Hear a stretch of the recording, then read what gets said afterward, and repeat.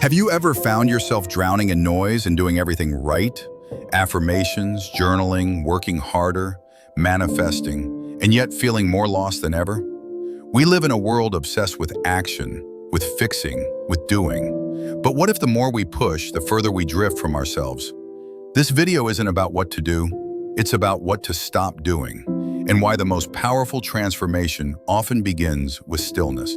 What if all this striving, all this effort to fix ourselves is actually a form of resistance? Carl Jung believed that when we resist parts of ourselves, they don't go away. They get stronger. We try to bury our fear with productivity. We try to override our shame with self-help. But what if the most radical thing you can do for your soul is to stop trying to change and simply sit with what is? We try to force positivity, smile through pain, speak affirmations with trembling hands. But what if the universe doesn't respond to your words, but to your vibration, the deeper truth you carry in your energy? You say you want love, but your energy says you're not enough. The mirror doesn't lie. Jung said until you make the unconscious conscious, it will rule your life and you will call it fate. The world doesn't just hear your words, it feels your energy. You say you're open to love, but your body is tense, your heart guarded. You say you want success, but deep down you're terrified of being seen. Jung's work reminds us that the unconscious has a louder voice than the conscious mind. So if things aren't moving, maybe it's not the world that's blocked. Maybe it's your energy that needs to be heard first. After you let go, you may expect a miracle, a breakthrough. But instead you find silence. No signs, no answers, just space. And that space terrifies us, doesn't it? Carl Jung called this the creative void, a sacred pause, a deep reset. Most people run from it, afraid of the unknown. But in truth, the void is where the psyche reorganizes itself. It's not the end, it's the womb of transformation. Stay here with me. Let's find out what grows in stillness. The creative void isn't a punishment, it's preparation. It's the sacred ground where your next version is quietly forming.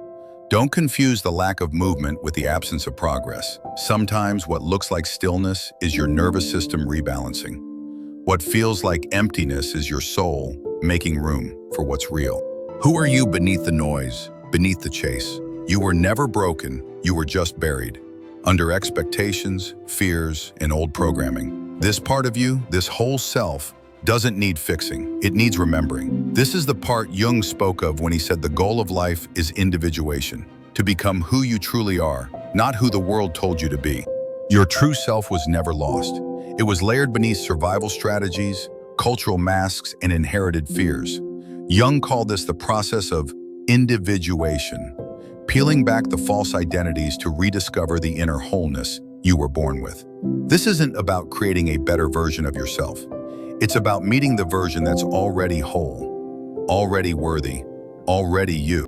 Sometimes the most powerful step is not a step at all. It's a breath, a pause, a surrender so deep it realigns your entire being. You don't have to strive your way to worthiness. You are already enough. And when you finally allow that truth to settle into your bones, you stop chasing life, and life starts arriving. In stillness, you don't become less. You finally become real. When you finally stop running from yourself, you discover something unexpected. Peace. Not the peace of everything being perfect, but the peace of no longer pretending. You stop reaching, stop controlling, and you realize, the moment you stop striving, life began to flow. This is the paradox Jung hinted at. Surrender doesn't weaken you, it returns you to your true strength.